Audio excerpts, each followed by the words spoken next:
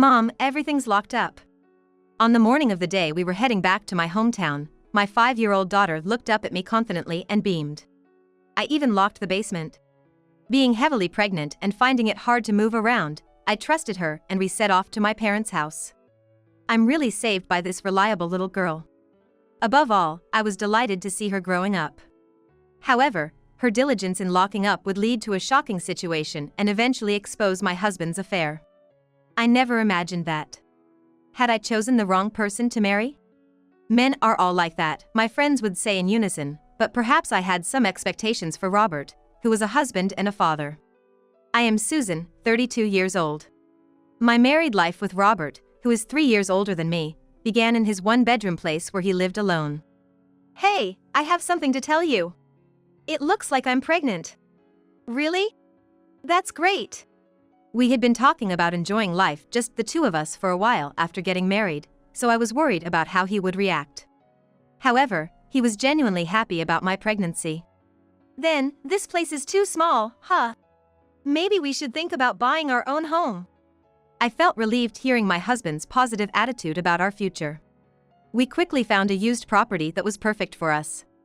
A house with a basement that even had a toilet and a kitchen, ideal for a home theater room. The location was great, and many young families lived in the neighborhood, so it felt like the only choice for us. Soon after moving in, we became friends with a couple of similar age living next door and occasionally invited them over for tea. This seems like a great place to enjoy raising kids. I'm glad we found such a nice spot, Susan. I'm counting on you for child-rearing and housework. These words confirmed that my husband saw these responsibilities as the woman's role and was not very domestically inclined. This became even clearer after our daughter, Mary, was born. Hey, Susan! Mary is crying! Can you soothe her for now? I'm tied up at the moment. That's not my job, you know. No matter how much Mary fussed, he would call me over instead of comforting her himself. Yet, Robert, who worked in product planning and sales at a children's goods company, seemed to want to maintain a good image and played the role of a good father and husband in front of colleagues and friends. He was so happy when I got pregnant, but now he's like a different person. Mary started to experience night terrors when she was about 6 months old, and nothing I did could soothe my inconsolable child. I was at my wit's end. Enough. She's so loud, do something. She's just a baby, what can you expect? My response only earned a huge, exasperated sigh from my husband, who then silently grabbed a blanket and left the room. After getting Mary back to sleep, I peeked into the living room to find him snoring away on the couch. Why do I have to be the only one going through this? I was hardly getting any sleep, and on top of that, Mary's night terrors were only getting worse. I tried everything I could find online, but nothing worked. Give me a break. I work all day outside. Sleeping on the couch doesn't help me rest. What do you want me to do then? Take the kid for a walk or something. I refused, knowing that the cold night air could make Mary sick. That's when he abruptly got up and declared, "From now on, I'm sleeping in the basement." Since that day, Robert started to spend all his time in the basement, leaving me to handle everything concerning Mary. Even after her night terrors subsided, he never returned to our bedroom. Robert would head straight for the basement when he got home, resulting in almost no conversation between us, making it feel like we were living separately under the same roof. We were living in doubt when Mary was over 2 years old. She became listless one evening and developed a slight fever. But since her doctor was already closed, all I could do was watch her condition. I'm worried about Mary, she's not feeling well. Can you come home early today? If it gets worse, we might need to go to urgent care. I texted my husband but never got a reply. As her fever climbed, I became more anxious and called Robert multiple times, but he never answered. I can't wait any longer. I need to get her to the hospital now. I called a taxi and ended up taking Mary to the hospital alone. Even after waiting, I heard nothing from my husband. When we got back home, he was just arriving. He was trying to unlock the front door, reeking of alcohol. Hey, Susan. What are you doing out so late? It's not about what I'm doing. Didn't you see my calls and texts? Realizing my voice was getting louder and not wanting to disturb the neighbors, I pushed my husband inside the house. Why didn't you contact me? Mary had a high fever and it was serious. I had a business meeting, it was busy. I get that, but I at least wanted a reply. I was anxious all by myself. Ugh, parenting is your job, right? Stop relying on me. Without showing any concern for our daughter Mary, who was asleep in my arms, Robert just dropped that remark and went down to the basement as usual. Watching his back, an indescribable sense of loneliness and emptiness hit me. I thought he would at least worry. I believed that as Mary grew, he would change. I had always thought that, despite leaving all the parenting to me, he would eventually take on his role as a father. However, Robert only took care of Mary in public. At home, when Mary asked her father to play, he would claim to be busy and retreat to his basement, which became the norm. Years passed, and as Mary was about to turn 4, she began asking more frequently. When will I get to be a big sister? I want a little sister. Seeing her friends in the neighborhood with new siblings made her conscious of it. Having siblings is beneficial for social skills, so it would be good for Mary. With that thought, I decided to discuss it with Robert. Should we start thinking about a second child? I don't mind making a child, but can you handle everything on your own? Don't ask me for help, okay? There's no need to say it like that. Anyway, I'm busy, so I won't help with child rearing. As expected, Robert was clear in his refusal. Here we go again, same old story. He had never been helpful, and with Mary becoming more independent, I had no intention of relying on Robert. Fine. I'll take care of them. With strong resolve, I responded, and Robert agreed to cooperate in conceiving. A few months later, I was pregnant. Mary was looking forward to becoming a big sister, talking to my belly every day. As for Robert, he merely responded with "I see" when told about the baby and showed no interest in the pregnancy or in Mary. He seemed too comfortable living in the basement, staying there whenever he was home. I sometimes entered the basement for cleaning, only to find more items accumulating each time. A sofa bed, a table. Thinking back, I remembered delivery people coming on Robert's days off. The basement had its own outside entrance, which he likely used to bring in the large furniture. Additionally, the stock of ready meals, instant noodles, and snacks grew, making the basement resemble Robert's old bachelor pad. No wonder he finds it comfortable. But it feels so lonely. Moreover, recently, just as our daughter accidentally entered the basement alone and got scared, my husband made sure the door from inside the house to the basement wouldn't open. Because of that, when my husband came home, he would go directly to the basement from outside without seeing us. He often had his meals out, and I felt lonely even though we lived in the same house. However, as my belly got bigger and I wasn't feeling well, I mostly lay down, and surprisingly, my husband took our daughter to the park. Today, I'm gonna take Mary to the park, so you can just relax. What? Really? That would be a relief. The park? Yay! Since this was a rare occurrence, Mary was overjoyed and left the house bouncing with excitement. However, when Mary returned an hour later, I was shocked to see her face. A band-aid was put on her cheek. What happened here? Yeah, she just fell, but she should be fine. The nice Jessica, who always visits us, did the pain, go-away thing for her. Jessica is a lady around our age who became good friends with us soon after moving here, and we have a close relationship with her and her husband's family. She doesn't have children yet and is quite the career woman. Jessica loves children and has always been kind to Mary. That's good then. But does it hurt? Are you okay? It hurt a bit when I fell, but I'm fine now. Well, that's good. Hey. Why didn't you watch her properly? What? I took care of her, and this is what I get? Kids are unpredictable, so it can't be helped. It seemed like he wasn't reflecting at all, and with just that, he locked himself back in the basement. Maybe my way of speaking was a bit harsh. Feeling regretful about my tone, I apologized to Robert the next day. As long as you understand. But from now on, I don't want to hear any complaints, so I'm not going to be involved in parenting. I had so much I wanted to say, but considering my pregnancy, I thought it was best not to get irritated and held back my words. A few days after that incident, while cleaning the basement as usual, I noticed skincare products and serums placed as if to be hidden, which were never there before. Of course, there was no way Robert was into beauty care. He had even said, spending money on stuff like this is just a waste, when he saw the cosmetics I used. What is this? Moreover, there were strands of long hair that clearly weren't mine on the sofa bed. The word affair flashed through my mind instantly. If it was true, what should I do? With the birth of our second child impending, I couldn't consider divorce at this moment. Getting carried away by anger isn't good. Besides, I haven't seen anything directly. Even if there was an affair, without solid evidence, and not wanting my children to grow up without a father, I decided to endure it. Several weeks after this event, I was nearing full term and preparing to go back to my parents' home. I'll let you know as soon as the baby is born. It would be nice if you could come. Well, even if you say that, I can't. It's a busy time at work. Despite his cold response, I was somewhat resigned and wasn't too shocked. I'll help a lot with the baby and mommy. Mary, who just turned 5, was eagerly awaiting the birth of her sibling, always offering the most encouraging words. And, at this time, her latest craze was making sure the house was locked up tight. Before bed, she made it a ritual to check the locks around our home and then turn off the lights. So it was, in my husband's absence due to work, that I faced the day of returning to my parents' house. Mom, I made sure everything's locked up. Mary beamed proudly.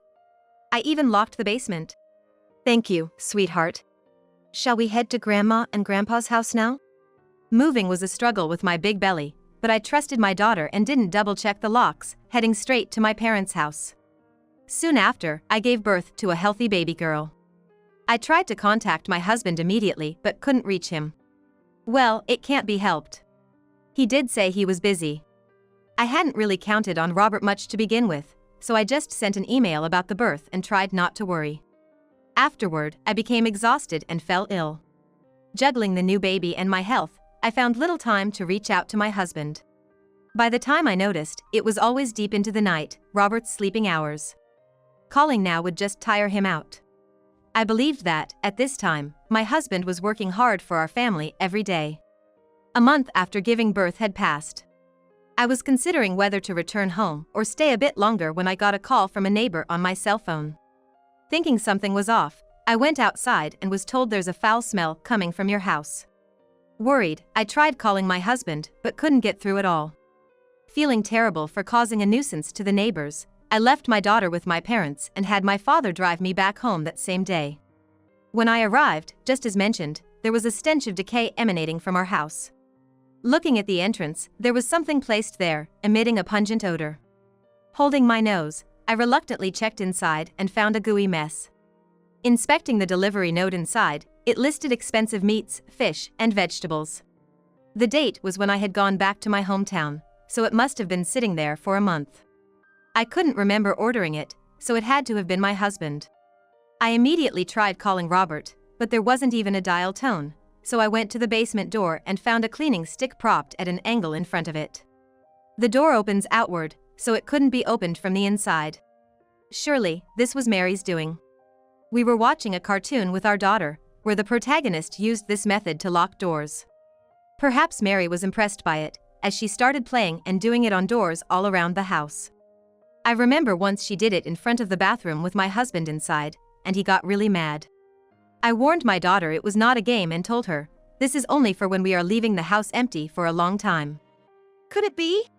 Robert couldn't get out and has fallen inside? No, that can't be, he was at work that day. Saying this to reassure myself, I gently opened the basement door. Hey, it's been a month. How long is this going to continue? I have no idea. At the entrance, I could hear my husband and a woman talking. It seems that Robert might have been cheating by bringing a woman into the basement. I grasped the situation, left something at the basement entrance, and quietly closed the door again. Then, entering the house from the front door, I checked the surveillance camera footage.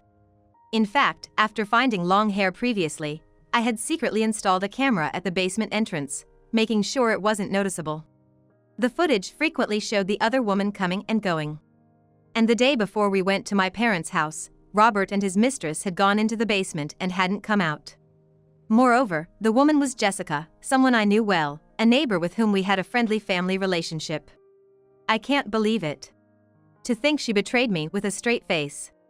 The emptiness I felt soon turned into a burning desire for revenge. Not satisfied with just sitting by, I made a phone call and stayed inside the house. An hour later, I heard loud banging on the door separating the basement and the outside. Good, the lure-out strategy worked. As I approached the door, a loud voice came through.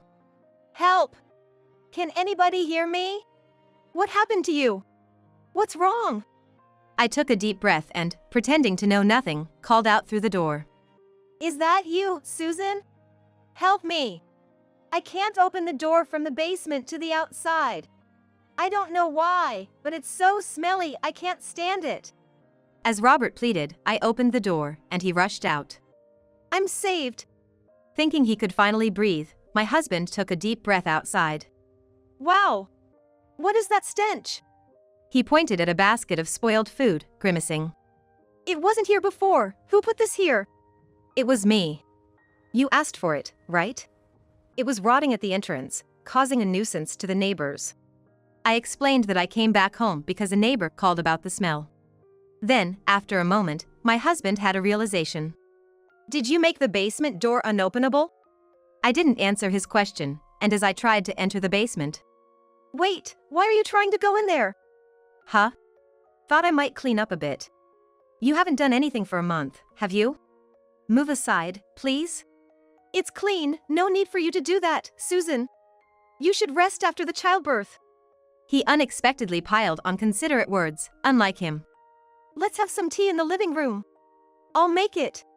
I want to hear about the baby. Was the delivery hard? Robert, with a forced smile, seemed to forget all about being locked up. He must be very keen on keeping me out of the basement. I'm sure his mistress is there. But peering in, I saw no sign of the other woman. My phone's battery died, and without a charging cable, I was stuck. Sorry for not being able to contact you. Don't worry. I had no idea the door got stuck. Huh? You didn't do this?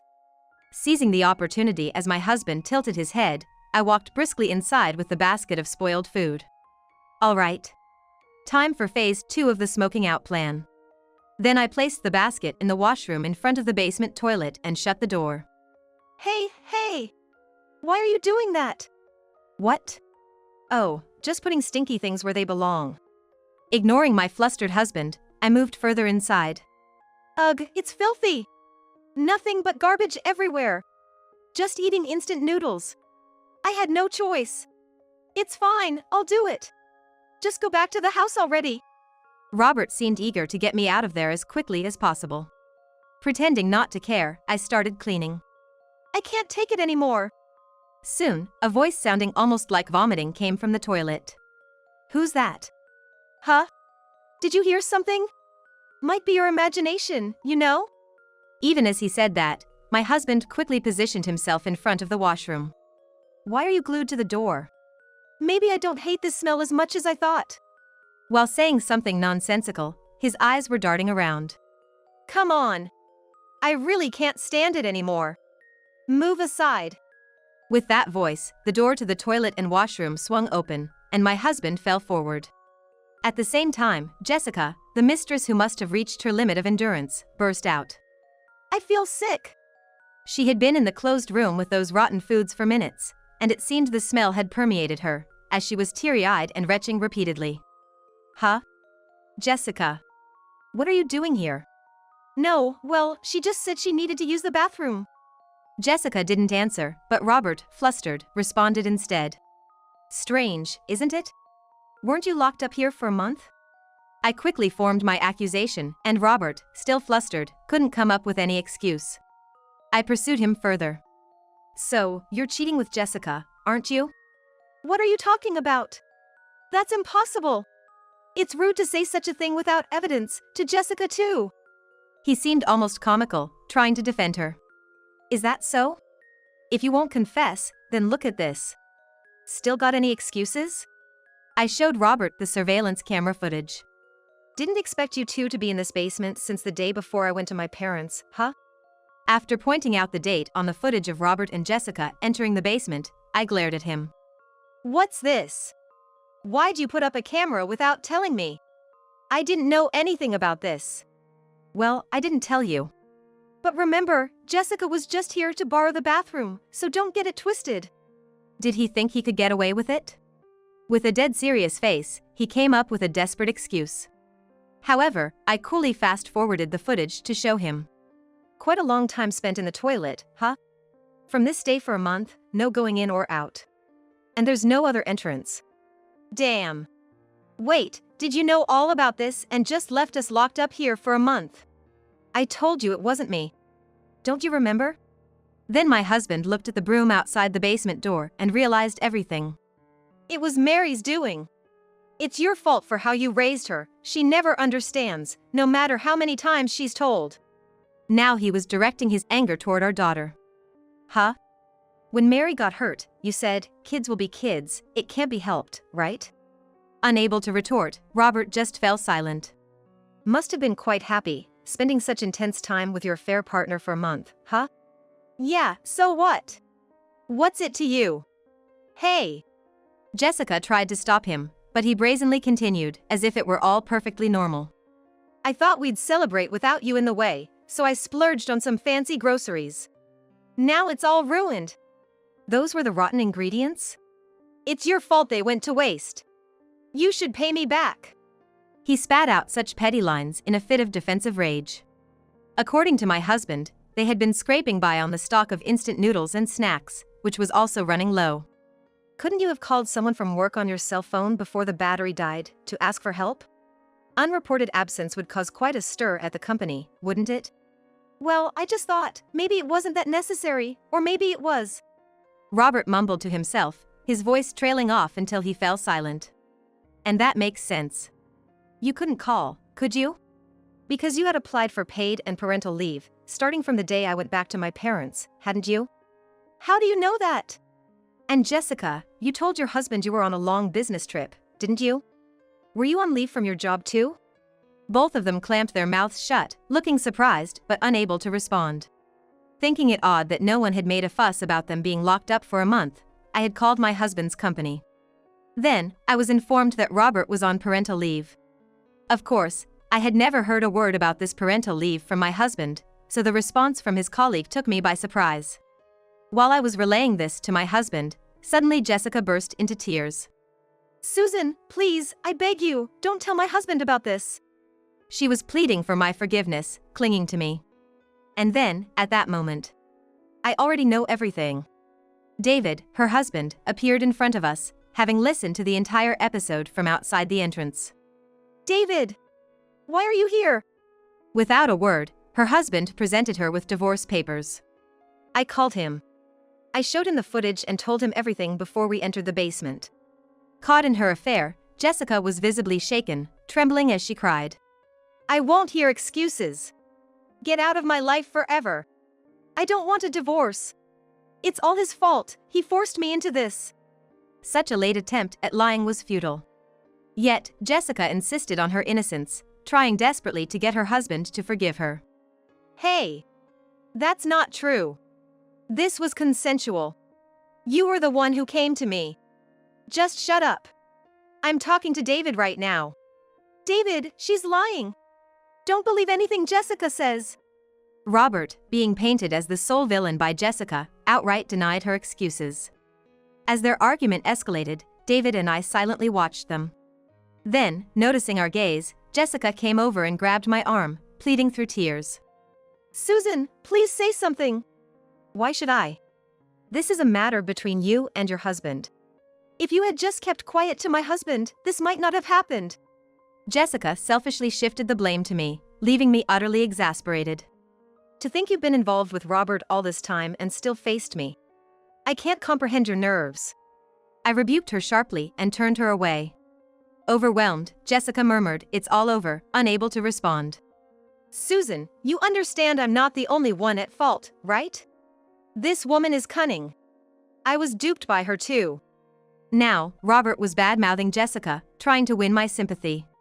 What a despicable man. I'm so disappointed. I regretted ever wanting to build a warm home with such a man. Ever since the baby was born, my allowance has been cut, and you've stopped taking care of me. I'll forgive your past attitude if you apologize. Robert insinuated it was my fault without waiting for my response. Do you even realize what you're saying? Oh, of course. Jessica even said it was your fault, Susan. I haven't done anything wrong, have I? My husband boldly claimed it was my fault for the affair. citing that Jessica had started complaining about me after we coincidentally took the same train home from work.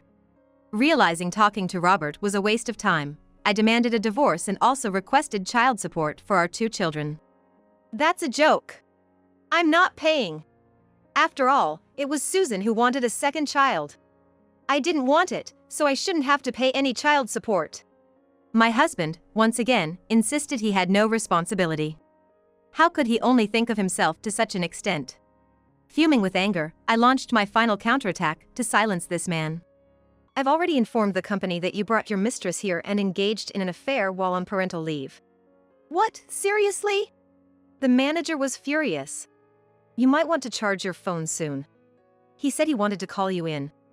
Robert's face turned pale as he was confronted with this unexpected reality. Tell the company it was all a misunderstanding by Susan. Then there won't be any problem. That's impossible, you know. I can't lie. Please! I don't want a divorce. Let's work on parenting together, okay? He desperately pleaded, changing his tune entirely. But my feelings were unchangeable. Witnessing such a pitiful Robert only extinguished any love I had left for him. A rotten father like you is unnecessary for my children, and as a husband too. After cutting him off decisively, Robert crumbled to his knees, overwhelmed. Leaving Robert and Jessica in a state of shock, I informed my dad, who had been silently watching over us, that everything was over, and I returned to my parents' house. Later, the divorce was finalized. I successfully claimed child support for both my children. My ex-husband had to use the money from selling our house to pay these amounts, but it wasn't enough, so he started working day jobs to make the payments. Moreover, because he engaged in an affair instead of parenting during his parental leave, he was terminated from his job. Well, it's a company that deals with children's products, so image matters, and I believe his dismissal was justified. I have started living with my children at my parents' home. My parents told me focus on childcare for a while, so I decided to rely on them until the younger child turns 1. My 5-year-old daughter is a big help, always ready to soothe her sibling when they get fussy. From now on, I will put my children first and strive for a happy life with my family.